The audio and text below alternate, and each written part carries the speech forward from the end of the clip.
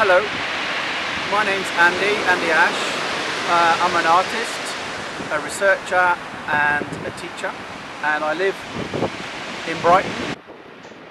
Brighton is on the south coast of England, facing out towards the English Channel, and is surrounded at the rear of the city by the South Downs National Park, a really special sort of area of outstanding natural beauty. I belong to the Red Herring Artists Cooperative, which is based in Port Slade, the industrial port a little bit further along the coast. I'm also an academic, and I'm presently Associate Professor at UCL in the Art Design Museology Department of the Institute of Education, and I work with postgraduates, MA, PhD and PGCE students. I've worked as an artist teacher for over 25 years, and I have experience in secondary schools, further education, foundation teaching, undergraduate art practice teaching and postgraduate. And I've worked in 4 Russell Group universities, and I suppose I have specialisms in contemporary art practice, museums and galleries, teaching and learning, visual art practice as research, and initial teacher education. I'm also a member of the National Society for Education in Art and Design. I'm currently serving as the Vice President, and also I represent INSEA, the International Society for Education through Art, as the Chair on the European Regional Council. I suppose there are 2 interwoven strands to my art, the research and the teaching interests. One, obviously, art education, but visual art practice as research is key in collaboration with my making. And 2, transdisciplinarity, the importance of collaboration, the importance of a dialogic approach is again a key aspect of the way that I work in these different areas.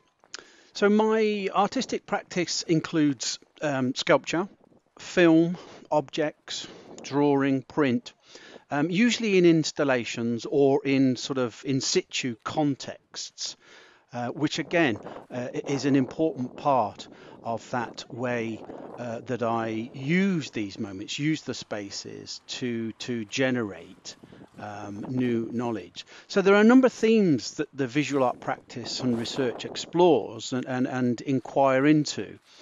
And they are sort of different forms of knowledge, knowing and ways of seeing, the importance of perhaps the relationship between science and art, cognition and the brain, embodied knowledge production, walking pedagogy, identity as an artist teacher, language and dyslexia. My dyslexia frequently comes through as a theme in the work, mistakes and misconceptions, and then the sort of gallery space as a learning space, along with some of more recent works, which is around sort of cognition, perception, and consciousness.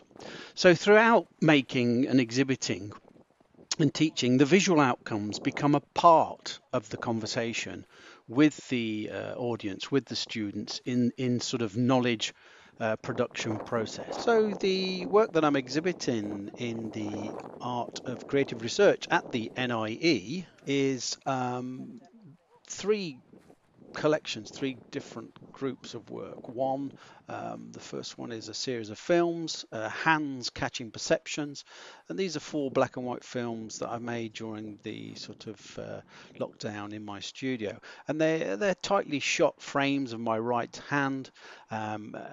They're looking at the sort of the artist studio environment, the materials, the objects and the tools as a stimulus to explore the conceptual ideas around sensory properties and the elements of my artistic practice. They're a little bit like performances with my hands. The second group, Talking Brains, this is a part of a series of work which investigates the relationship between the brain, the body and art making, and there's sort of 4 ink drawings that I've made. It's a kind of a dialogue with my sort of neurological and physical self. They're sort of drawings that would work with films and with photographs and objects, and they all sort of sort of ask questions about that relationship between depression, connection, and dyslexia, and creativity. And it's interested. The work's interested in the interior and the exterior spaces, the individual, the collective, the dark, the light, and importantly the grey, and how these competing aspects connect to form a way of seeing and a way of being. And then the final piece is a piece of sculpture from the Art of Walking from 2022. And this is a kind of a piece that's from a collection which investigates the relationship between the brain, the body, the soul, and art making. And it's a dialogue while I'm walking through the South Downs upon the back of Brighton. And through a series of prints and sculptures and objects, again, I used the space to create questions about time and about space and the consciousness of the world, the artist's world, and how, as much as it is about putting one foot in front of the other. And I suppose I'm inviting people to sort of put themselves, in my shoes and consider some of those themes around sort of intimate reflections and the inner and the outer landscape, the soul and the a person's soul, and the interplay between the mind, the body, and the world, all whilst walking on the South Downs. And To Make Concrete, which is the title, is a kind of a play on words, a common feature in some of the work. It has multiple meanings and can be read literally and in the abstract.